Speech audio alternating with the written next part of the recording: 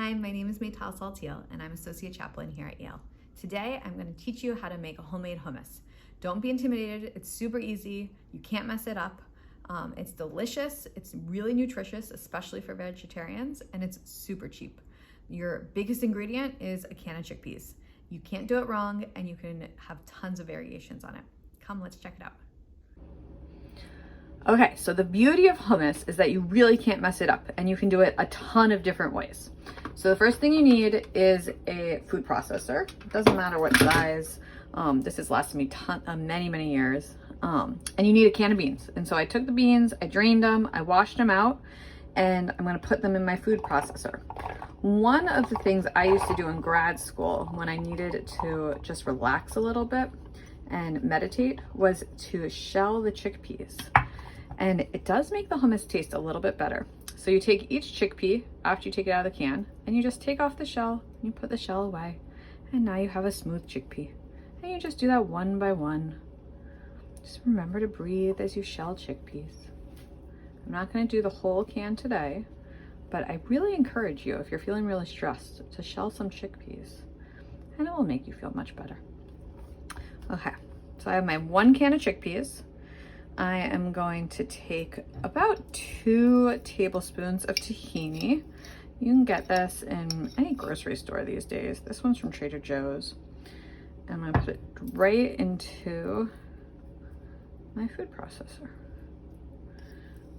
Again, you don't really need to measure it. It's just about 2 spoonfuls. This is a teaspoon, so I'm doing a heaping spoonful directly into the food processor. Next up is lemon juice. I don't have any fresh lemons. If you did, depending on how lemony you like your hummus, you could probably do a teaspoon or tablespoon, up to you. But this is just the squeezed lemon juice, and I'm gonna squeeze 2 or 3 squeezes. 1, oh, that comes out a lot, so maybe just 2. I'll do 3. Live on the wild side.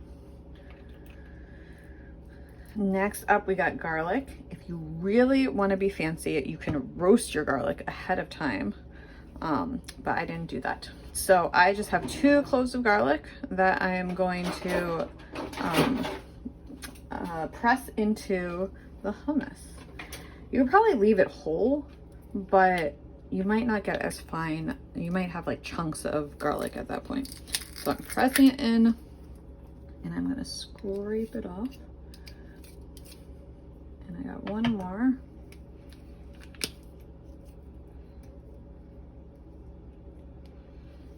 Just press in and scrape off. Okay. Next up is cumin. Cumin is an amazing spice that is used in food from all over the world. I'm taking a teaspoon of it today. I don't normally measure, but about a teaspoon is good. And throw it in as well. And then we have some salt. Again, I'm really bad at measuring, but just kind of sprinkle a few sprinkles in. And then some oil. That was probably about olive oil, probably about 2 tablespoons worth, a tablespoon or 2. And the thing about the oil is that you just have to test it as you go to see how much you like. So much of this recipe really depends on the taste and preference of the person making it. So I'm gonna room it a little bit, and we're gonna see as we go what we like. I think it's a little dry, so I'm gonna put more of the olive oil in.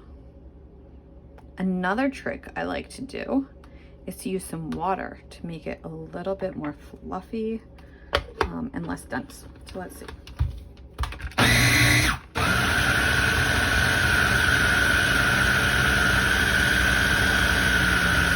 Only takes a few minutes.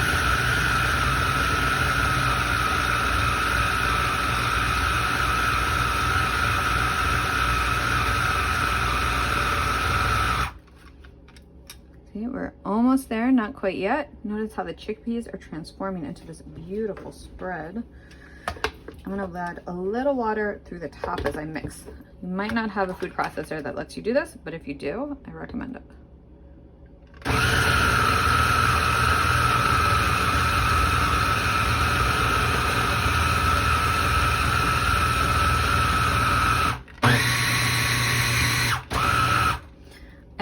know the difference between the chop and puree, so I just go back and forth. One's faster than the other.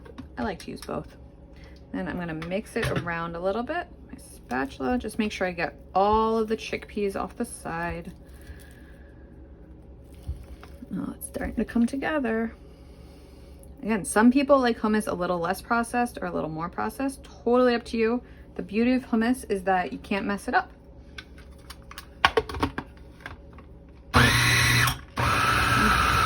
Add a little more water.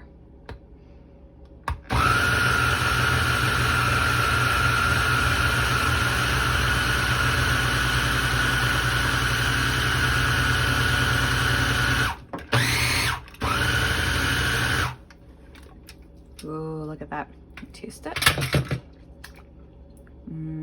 Delicious. I think we are good to go. I'm gonna put some, just gonna empty out this bowl I already have. I'm gonna put some in the bowl. I can really taste the garlic. If you're not a huge garlic fan, I recommend roasting it or just using 1 clove. But if you like garlic, just pile it in. Again, you cannot mess this up. And the beauty also of hummus when you serve it, so you just throw some in a bowl. You can put a little bit of olive oil on top. Let's see if I have any left in here.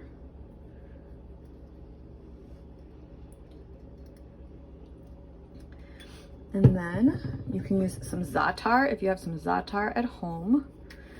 Again, this is, I think in most grocery stores, I got mine at Penzeys. Sprinkle some on. It's a Middle Eastern spice that makes things even more delicious. And it's beautiful. Let me show you what we got. Some beautiful hummus and olive oil and Za'atar. You can use this on bread, on pita chips, on crackers. You can make your own pita bread that is super easy, much easier than I thought it was to make. And you put it together and it's just really good. And it all just comes from a can of chickpeas. Super easy, super simple, delicious, cheap, and it will last you as long as it takes you to eat a whole container of hummus. I hope you all enjoy it.